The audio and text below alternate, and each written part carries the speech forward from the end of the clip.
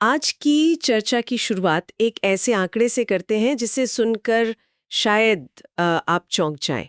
पश्चिम बंगाल के voter list से 58 लाख, जी हाँ, 58 लाख से ज्यादा नाम हटा दिए गए हैं। ये कोई छोटी मोटी रूटीन सफाई नहीं है। लेकिन यहाँ सबसे हैरान करने वाली बात ये नहीं है। सबसे हैरान करने वाला आंकड़ा कोलकाता के जोरासांको विधानसभा क्षेत्र से है, जहाँ 36.66% वोटरों के नाम लिस्ट से गायब है। 36%? 1 मिनट, 36%। मतलब उस इलाके में हर 3 में से 1 वोटर अब लिस्ट में है ही नहीं। ये तो किसी भी चुनाव का पूरा समीकरण ही बदल सकता है। ये आंकड़ा अविश्वसनीय है। तो सवाल ये है कि हो क्या रहा है, ये कौन लोग हैं और इतने बड़े पैमाने पर नाम क्यों हटाए जा रहे हैं। चलिए इस पूरे मामले को ब्रेक डाउन करके समझते हैं। बिल्कुल, और ये जो हो रहा है ये चुनाव आयोग की एक विशेष गहन पुनरीक्षण प्रक्रिया या जिसे स्पेशल इंटेंसिव रिवीजन कहते हैं, उसका नतीजा है। अब ये नाम सुनने में बड़ा भारी भरकम लगता है, लेकिन इसका मतलब समझना जरूरी है। इस बार की प्रक्रिया इसलिए खास है क्योंकि चुनाव आयोग ने टेक्नोलॉजी का इस्तेमाल करके 2 अलग-अलग राज्यों की वोटर लिस्ट में एक ही नाम को पकड़ना पहले से कहीं ज्यादा आसान बना दिया है। ओह, अच्छा। अगर किसी का नाम बिहार और बंगाल दोनों की लिस्ट में है तो सॉफ्टवेयर उसे फौरन पकड़ लेता है। इसी वजह से हमें इतने बड़े और चौंकाने वाले आंकड़े देखने को मिल रहे हैं। आधिकारिक कारण तो वही है, किसी की मृत्यु हो गई, कोई हमेशा के लिए कहीं और शिफ्ट हो गया, या फिर ये डुप्लीकेट नाम। अच्छा, तो ये टेक्नोलॉजी का एंगल है जिसने इस बार इस पूरी प्रक्रिया को इतना ड्रामेटिक बना दिया है। तो फिर सबसे बड़ा असर कहाँ दिख रहा है? ये जो 36% वाला आंकड़ा है, क्या ये किसी खास पैटर्न की तरफ इशारा कर रहा है? हाँ, और यहीं से कहानी दिलचस्प होनी शुरू होती है। ये जो भारी कटौती हुई है, इसका सबसे ज्यादा असर उन इलाकों में हुआ है जहां हिंदी भाषी आबादी की तादाद ज्यादा है। अच्छा, जोरासांको और चौरंगी, जहां 35.45% नाम हटे, वो तो बस उदाहरण है। अगर हम पूरे जिले के लेवल पर देखें तो कोलकाता उत्तर जिले में करीब 26% और कोलकाता दक्षिण में 24% नाम हटाए गए हैं। 26%? जी। हावड़ा उत्तर में 27%, कोलकाता पोर्ट में 26% और यहां तक कि मुख्यमंत्री ममता बनर्जी की अपनी सीट भवानीपुर में भी लगभग 22% नाम लिस्ट से हटाए गए हैं। 22%? हाँ, इन सभी जगहों में एक बात कॉमन है, यहाँ हिंदी भाषी वोटरों की एक बड़ी और निर्णायक संख्या है। और राजनीतिक तौर पर ये वो इलाके हैं जिन्हें बीजेपी का गढ़ माना जाता है, या कम से कम वो सीटें हैं जहां बीजेपी को अच्छे वोट मिलते हैं। तो क्या ये माना जाए कि इसका सीधा असर बीजेपी के वोट बैंक पर पड़ रहा है? ये सवाल तो जाहिर तौर पर उठेगा। बिल्कुल, और इसी सवाल के जवाब में एक थियोरी सामने आ रही है। इन इलाकों में नाम कटने का एक बड़ा संभावित कारण बिहार और उत्तर प्रदेश से आए प्रवासी मजदूर और उनके परिवार हो सकते हैं। पश्चिम बंगाल दशकों से इन राज्यों से आने वाले प्रवासियों का एक बड़ा ठिकाना रहा है। कई परिवार तो पीढ़ियों से आ रहे हैं। लेकिन यहाँ एक सवाल है, अगर कोई पीढ़ियों से कोलकाता में रह रहा है तो उसका नाम बिहार की लिस्ट में क्यों होगा? ये बात थोड़ी समझ नहीं आई। ये एक बहुत ही जरूरी सवाल है और ये भारत में प्रवासन की एक बहुत बड़ी और जटिल कहानी की तरफ इशारा करता है। जैसा कि सीपीआई-एम के पूर्व सांसद सुजान चक्रवर्ती ने भी कहा, होता यह है कि भले ही कोई व्यक्ति काम के लिए कोलकाता में 40 साल से रह रहा हो, उसकी जमीन, उसका पुश्तैनी घर, उसकी पहचान, हाँ, उसकी सामाजिक पहचान आज भी उसके गांव से जुड़ी होती है, जो शायद बिहार या यूपी में है। तो वो अपना नाम वहां की वोटर लिस्ट में बनाए रखना चाहता है, एक तरह की सुरक्षा के लिए। तो जब चुनाव आयोग ने डुप्लीकेट नामों की जांच की तो बंगाल की लिस्ट से उनका नाम हटा दिया गया, क्योंकि शायद उन्होंने अपने गृह राज्य को प्राथमिकता दी। ये वाकई दिलचस्प है।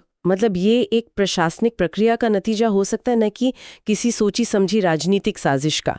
लेकिन ये एक बहुत बड़ा सवाल भी खड़ा करता है कि एक व्यक्ति जो रहता कहीं है, काम कहीं और करता है और टैक्स भी वहीं देता है, उसका वोट कहीं और क्यों है?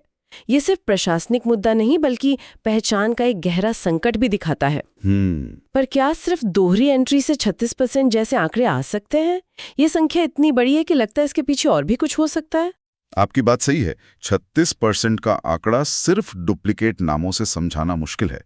इसमें स्थायी पलायन, यानी जो लोग कोविड के बाद या किसी और वजह से हमेशा के लिए अपने घर लौट गए, वो भी शामिल होंगे। लेकिन ये भारत के शहरीकरण की कहानी का एक साइड इफेक्ट है। हमारे चुनावी सिस्टम शायद अभी भी उस नागरिक को पूरी तरह से नहीं समझ पाए हैं जो रहता कहीं है और जिसकी जड़ें कहीं और हैं। ये डेटा उसी प्रशासनिक और सामाजिक उलझन को उजागर करता है। तो हिंदी भाषी वोटर इस कहानी का एक बड़ा हिस्सा है जो सीधे सीधे बीजेपी के कोर वोट बेस से जुड़ा है। लेकिन क्या कोई और भी समुदाय है जिस पर इसका असर पड़ा है? हाँ, एक और समुदाय है जिस पर सबकी नजर है, और वो है मतुआ समुदाय। मतुआ समुदाय। और हम सब जानते हैं कि पश्चिम बंगाल में बीजेपी के लिए मतुआ समुदाय एक बहुत ही महत्वपूर्ण वोट बैंक रहा है। पिछले चुनाव में इस समुदाय ने खुलकर बीजेपी का समर्थन किया था। तो क्या मतुआ बहुल इलाकों में भी इसी तरह की भारी कटौती देखने को मिली है? बिल्कुल, आंकड़े यही दिखाते हैं। दक्षिण 24 परगना की कस्बा सीट को देखिए, जहां 18% के करीब, मतलब 17.95% नाम हटाए गए हैं। लगभग 18%? जी। सुनारपुर दक्षिण सीट पर यह आंकड़ा 11% से ज्यादा है, और उत्तर 24 परगना का बनगांव उत्तर, जिसे मतुआ राजनीति का केंद्र माना जाता है, वहां भी लगभग 10% वोटरों के नाम लिस्ट से हटा दिए गए हैं। ये तो बहुत आयरॉनिकल है। एक तरफ बीजेपी ने नागरिकता संशोधन कानून यानी CAA के जरिए मतुआ समुदाय को नागरिकता और सुरक्षा का भरोसा दिया, और अब उन्हीं के नाम वोटर लिस्ट से गायब हो रहे हैं। राजनीतिक तौर पर इसका क्या मतलब निकाला जाए? ये तो बीजेपी के लिए एक बड़ी मुसीबत खड़ी कर सकता है। निश्चित रूप से ये बीजेपी के लिए एक बहुत ही अजीब स्थिति है। ये उनके चुनावी गणित को सीधे तौर पर प्रभावित करता है। अगर हम हिंदी भाषी और मतुआ समुदाय को एक साथ देखें तो ये दोनों ही बंगाल में बीजेपी के सबसे मजबूत वोट बैंक हैं, और दोनों ही इस प्रक्रिया से सबसे ज्यादा प्रभावित दिख रहे हैं। ये उनके वोटरों के बीच एक तरह का कंफ्यूजन और अविश्वास पैदा कर सकता है।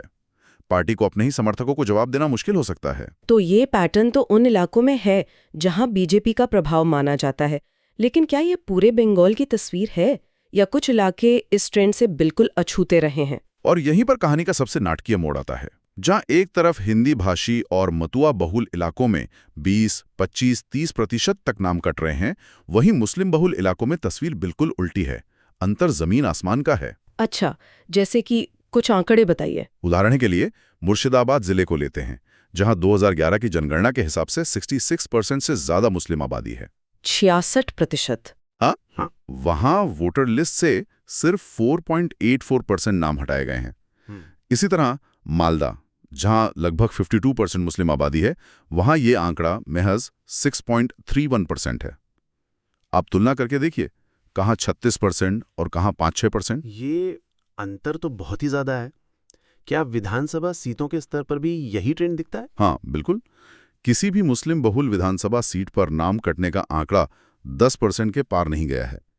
मुर्शिदाबाद की डोमकल सीट पर सिर्फ 3.4% नाम कटे हैं। शमशेरगंज में 6.86%। मालदा की माणिकचक सीट पर भी सिर्फ 6.08% नाम हटाए गए हैं। ये पैटर्न लगभग हर उस सीट पर दिखाई देता है जहां मुस्लिम आबादी निर्णायक भूमिका में है। जाहिर है, इन आंकड़ों पर राजनीतिक तूफान तो मचना ही था।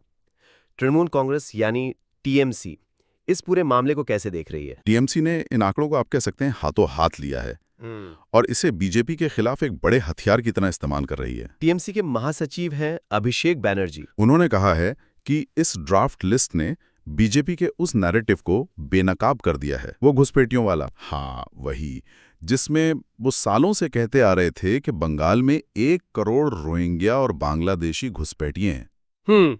और उनका तर्क क्या है? उनका तर्क बहुत सीधा है।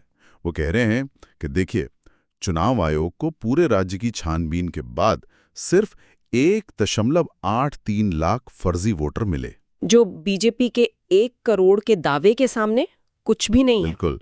उन्होंने आगे कहा कि जो 58 लाख नाम कटे हैं, उनमें से ज्यादातर यूपी और बिहार के हमारे अपने देश के प्रवासी हैं, ना कि कोई बांग्लादेशी घुसपैठिया। उन्होंने तो बीजेपी से बंगाल को बदनाम करने के लिए माफी मांगने की भी मांग की है। तो TMC इन आंकड़ों का इस्तेमाल बीजेपी के सबसे बड़े मुद्दे यानी घुसपैठियों वाले मुद्दे की हवा निकालने के लिए कर रही है। ये एक दिलचस्प राजनीतिक मोड़ है। एक तरफ बीजेपी अपने कोर वोट बैंक के नाम कटने से परेशान है, तो दूसरी तरफ TMC इसे अपनी और बंगाल की जीत के तौर पर पेश कर रही है। वो कह रही है कि देखिए, जिसे आप घुसपैठिया कह रहे थे, वो तो दरअसल भारत के ही दूसरे राज्यों से आए लोग हैं। बिल्कुल। TMC के प्रवक्ता अरूप चक्रवर्ती ने भी यही बात दोहराई। उन्होंने कहा कि बीजेपी का नैरेटिव झूठ पर आधारित है, और इस लिस्ट ने साबित कर दिया है कि बंगाल में उत्तर प्रदेश और बिहार के लोग हैं, बांग्लादेश से आए घुसपैठिए नहीं। उन्होंने ये भी आरोप लगाया कि केंद्र ने जनगणना से ठीक पहले ये प्रक्रिया इसीलिए करवाई क्योंकि जनगणना से असली सच्चाई सामने आ जाती। ये तो हुई TMC की राजनीतिक चाल। लेकिन क्या इन अलग अलग आंकड़ों के पीछे कोई और वजह भी हो सकती है? मेरा मतलब है, क्या ये संभव है कि मुस्लिम बहुल इलाकों से बाहर की तरफ प्रवासन यानी आउटवर्ड माइग्रेशन कम होता हो, इसलिए वहां डुप्लीकेट नाम मिलने की संभावना भी कम हो? ये एक बहुत ही वाजिब सवाल है और हमें पॉलिटिकल नैरेटिव से आगे जाके सोचना चाहिए। ये बिल्कुल संभव है। हो सकता है कि इन क्षेत्रों में आर्थिक और सामाजिक पैटर्न अलग हों। हो सकता है कि मुर्शिदाबाद या मालदा के लोग काम के लिए दूसरे राज्यों में उस तादाद में नहीं जाते हों जितनी तादाद में कोलकाता या हावड़ा में रहने वाले बिहार या यूपी मूल के लोग अपने गृह राज्यों से जुड़े रहते हैं। तो प्रशासनिक और सामाजिक कारण भी इस अंतर में एक भूमिका निभा सकते हैं।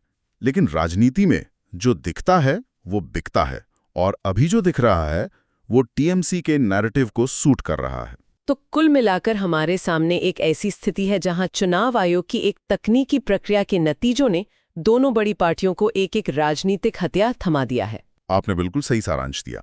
टीएमसी इसका इस्तेमाल बीजेपी के बाहरी और घुसपैठिया वाले नैरेटिव को ध्वस्त करने के लिए कर रही है। वहीं बीजेपी एक मुश्किल स्थिति में फंसी हुई है। कैसे? अगर वो इस पर ज्यादा शोर मचाते हैं कि उनके वोटरों के नाम कट गए, तो ये माना जाएगा कि उनके वोटर असल में दो राज्यों में रजिस्टर्ड थे, जो कि गैरकानूनी है। और अगर वो चुप रहते हैं तो वो बंगाल में अपना एक बड़ा वोट बैंक खो सकते हैं। ये उनके लिए एक बहुत बड़ी दुविधा है। तो इस पूरी पड़ताल का सार क्या है? एक तरफ चुनाव आयोग की एक नियमित प्रशासनिक प्रक्रिया है, लेकिन उसके नतीजे बंगाल के सामाजिक और राजनीतिक ताने बाने की एक बहुत ही उलझी हुई और जटिल तस्वीर पेश कर रहे हैं। बिल्कुल, हमने देखा कि कैसे नामों की कटौती का पैटर्न भाषाई और सामुदायिक आधार पर कितना अलग है।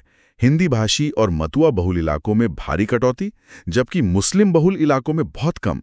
हमने इसके पीछे प्रवासन जैसे संभावित कारणों को भी समझा और देखा कि कैसे राजनीतिक दल इन आंकड़ों को अपने अपने नैरेटिव में फिट कर रहे हैं। ये याद रखना भी ज़रूरी है कि ये लिस्ट अभी फाइनल नहीं है, ये सिर्फ एक ड्राफ्ट है। अभी दावों और आपत्तियों का दौर चलेगा, जिसके बाद इसमें बदलाव हो सकते हैं। लेकिन एक बात तो तय है, इसने बंगाल की राजनीति में एक नई और शायद बहुत लंबी चलने वाली बहस छेड़ दी है। और ये हम सबके लिए एक विचारणीय प्रश्न छोड़ जाता है। यह सवाल सिर्फ बंगाल का नहीं बल्कि पूरे भारत का है, जहां लाखों लोग काम के लिए एक राज्य से दूसरे राज्य जाते हैं। सवाल यह है कि एक प्रवासी नागरिक की राजनीतिक पहचान आखिर किस जगह से जुड़ी होनी चाहिए? जहां वो पैदा हुआ, जहां उसकी जमीन है, या जहां वो रहता है, काम करता है और अपनी जिंदगी का बड़ा हिस्सा गुजारता है। जैसे जैसे भारत और मोबाइल होगा, ये सवाल और भी बड़ा और महत्वपूर्ण होता जाएगा। ये सोचने पर मजबूर करता है कि क्या हमारा चुनावी सिस्टम एक ऐसे भारत के लिए तैयार है जो लगातार एक शहर से दूसरे शहर मूव कर रहा है, या फिर हम अभी भी उस दौर के नियमों से चल रहे हैं जहां लोग ज्यादातर वहीं रहते थे जहां वो पैदा हुए थे? ये सवाल इस डेटा ने बहुत मजबूती से उठाया है।